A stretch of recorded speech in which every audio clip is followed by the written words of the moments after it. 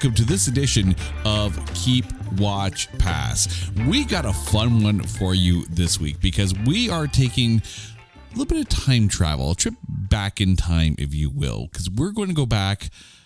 Oh my God, I'm going to feel old when I say this. 30 years. Picture it. The year 1993, and we're about to pick a bunch of movies from that year. And here, joining me, as always, the love of my life, Carrie. How are you doing today? I'm doing well. 13 going on 30, right? Right, although that was not released in 1993. Nope. Now, that being said, when we were coming up with topics, and I said, hey, let's do 1993 movies kind of thing, because that's 30 years ago. All of a sudden, when you start doing your research, how old did you feel seeing which movies actually are now 30 years old? Oh, it's the same with music. It's right? like seeing, this album was released 30, 35 years ago. I'm right. like, no, there must be some clerical error. Check your numbers right. The numbers don't add up. Right? We'll call it new math. That's what it is, right? Yeah. And then I realize how old I actually am. Again, yeah. Right? Yeah. There is a great discrepancy between the number on my driver's license and the number in my mental age. Yeah, it's going to be one of those things where some of these movies that we're going to be mentioning, you're going to be like, wait. Oh, and all of a sudden, like, the weight of 30 years is going to, like, sit on you like the weight of all the VHS tapes that we have carried all over all that time. Yeah, so I think I'm stuck in, like, 1999, somewhere around there. So I'm like, oh, yeah, 93, that's not too long ago. Oh, it is. So let me explain what we're about to do. We are about to go through the movies of 1993 and pick three for each of us. A keep, a watch, and a pass. The keep movie is one that, despite how old it now is, we still hold it up in high regard. The watch will sit there and painfully, because it's 30 years old and that means that we're that old too, we'll still happily watch it. And then the pass is, yeah, we passed on it then, we pass on it now, we'll continue to pass on it. You get what we're doing here. So, Carrie, I'm going to let you go first. What is your 1993 keep movie? I'm actually really excited about this because the 90s Quentin Tarantino movies were hot. Like, they were out in the box office, like he was at the peak of his career. And the movie that I picked for my keep is True Romance. I can see that. Yeah, because, well, it was released in 93. Not that it's my favorite of Tarantino movies, but again, it was just the one that was available to pick. Right. Because Reservoir Dogs was, 92? I Pulp think Fiction, so, yeah. 92. So it was around that time. And yeah, definitely. Well, the thing is, though, I mean, and yes, True Romance, written by Tarantino, but not directed by him. But remember, also in 1993 was Killing Zoe. That film came out that year as well. Ah, right. You're right. But yeah, True Romance, I can easily see, and one of those films that, we'd already done our, movies of Christian Slater, so I guess that one would have qualified in that there as well. I have zero Tarantino on my list, but my keeper is definitely a keeper. It's Demolition Man. I freaking love. No surprise there. Yeah, no, and no. It is honestly in my top 3 of Sylvester Stallone films. And it's fighting for number 1. It really is. We could very much make that a drinking game with all of your podcasts because you always seem to find a way to draw back and reference Demolition Man. I love Demolition Man. I know you do. Right? And it keeps coming up in conversation. So again, cheers to all. Right. Raise my... Turn it into a drinking My game. invisible drink here. Well, invisible to our listeners, real for us. It's tea. I know it's tea, but they don't know it's tea. Maybe nothing nefarious here, only honey. It's not Long Island tea. No. Don't tell the bees. But when you think about that movie, right? It's a great Stallone film. It's an underrated Stallone film as far as when you think Stallone, you think Rocky, you think Rambo, you sadly think Expendables, right? But Demolition Man, right? It's up there, and in the movie Duos episode, the Buddies one, I mentioned Tango and Cash. That's up there as well. Nowhere near. I think Oliver. You mean Oscar? Oscar, sorry. Oh, yes. Is it bad I think Oscar No. immediately? Trust me, Oscar's in my top 3 as well. That is a gem of a film. And of course, we did cover that on It's Not That Bad. But aside from Stallone, right, you've got Wesley Snipes in a very iconic role. Aside from Blade and White Men Can't Jump, Simon Phoenix may be one of his most iconic characters of movies that he's been in. And it had a cultural impact. The reason why Dennis Rodman started dyeing his hair all blonde and stuff is because he watched Demolition Man, and Wesley Snipes was just that cool. And Sandra Bullock. Mm-hmm. Sandra Bullock kind of stole the show in that movie. I kind of wish it qualified for It's Not That Bad, just so we could talk about how much fun that film is.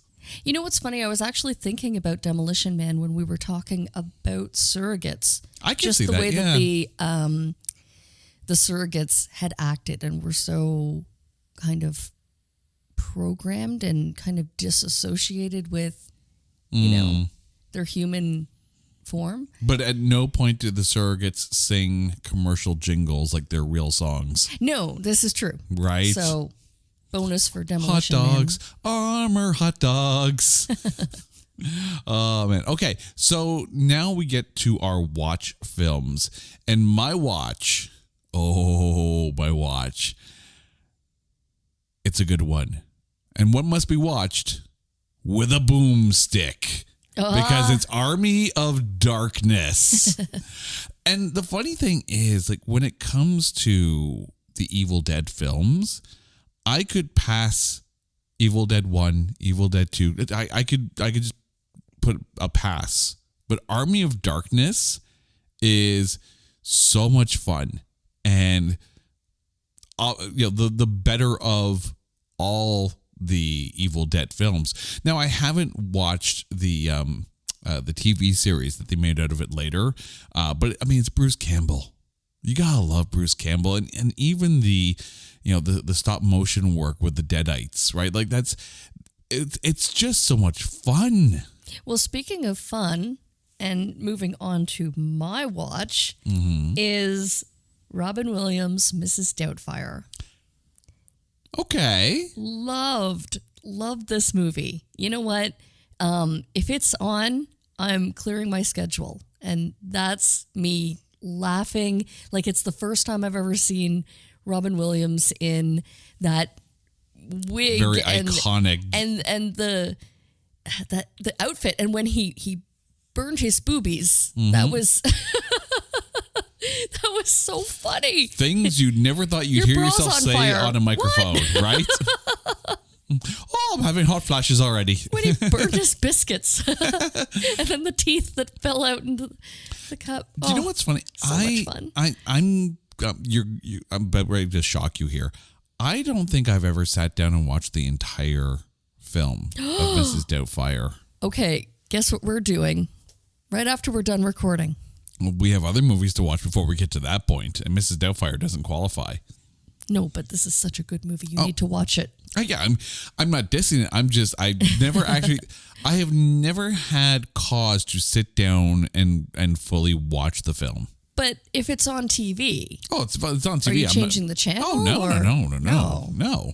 It's, it is a classic Robin Williams film, and Pierce Brosnan. Right? Yes. You cannot go wrong with Pierce Brosnan. Well, you know what makes me feel really old is when I see the cast, especially the little girl who I think she played Matilda as well. I think so. The youngest. Yeah. When you see her, pictures of her now, all grown up, and you see the cast 30 years later, it's like, oh.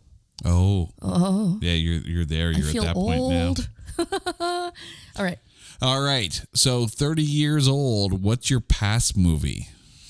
I know this is going to be a controversial pick, but every single time Coneheads is on, I am going the opposite direction. I know. I'm sorry. Maintain low tones. To me, the movie just is like an extended SNL sketch. And it's just too much.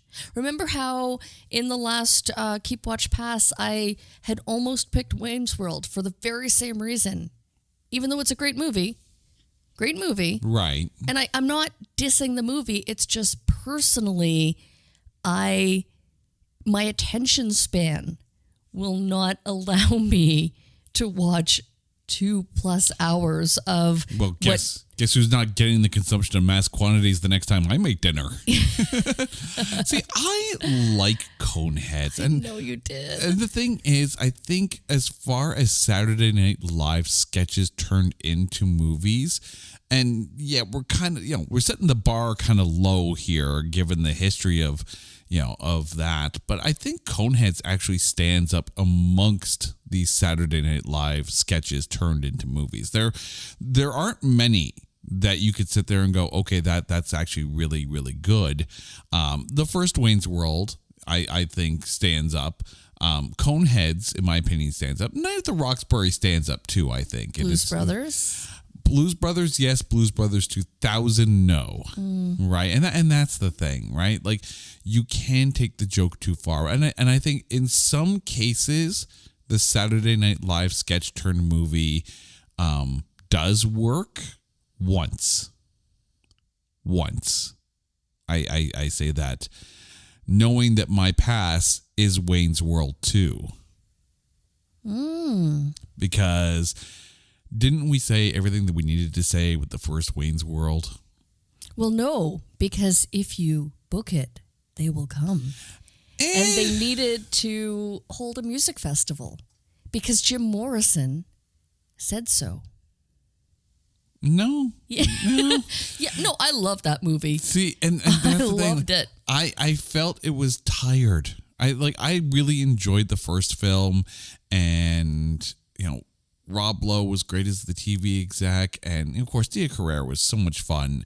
But I mean, the movie was funny once, and the second time around, the jokes, it felt old. It felt like it had already been done. It's one of those things where they did it, they realized they could do it, and then all of a sudden the studio's like, oh, hey, that made us some money. Let's do that again.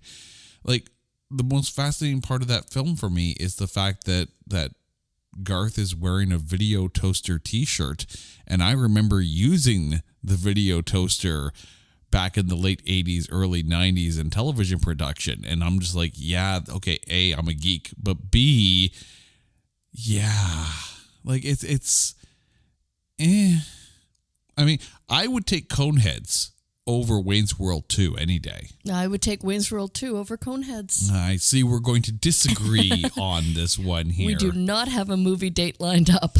But the funny thing is, when you take a look at all 6 of these films, right, it's 30 years old, right? And the enjoyment value of our keep and our watch definitely still holds up. And there are a lot of movies that that were released in that year. I mean, we talked about Killing Zoe as well, right? Where, and I remember correctly, like Shawshank Redemption was released in 1993. Like, there are some good films out that year, but there are some that, while we may have enjoyed them at the time, it just doesn't hold.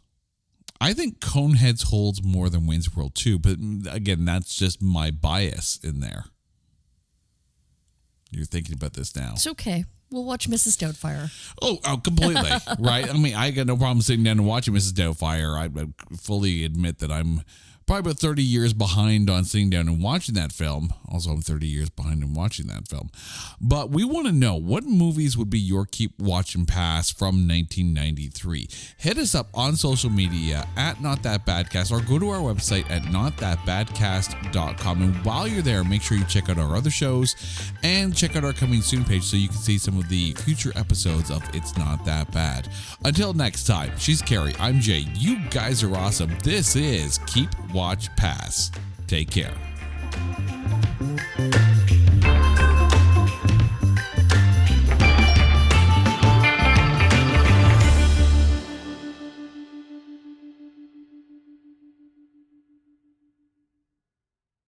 Hey folks, Stefan Shirazi and Renee Richardson here from the Metallica Report. And we are proud members of the Pantheon podcast family, where the best of music and podcasts unite. We've got something pretty cool for you. We're giving away an exclusive Metallica merch package worth over $250. That's a whole lot of Scary Guys, skulls, M72, and other sought-after Metallica swag. And we've made it easy for you to win. Follow and share the Metallica Report, and you're in the game. Go to pantheonpodcast.com/Metallica, enter your email, and hit that button to be entered to win. And just like that, you're eligible for our monthly exclusive Metallica merch package. And guess what, rockers? You can enter every month, so just do it. And while we love our global brothers and sisters, the lawyers won't let us ship outside the U.S.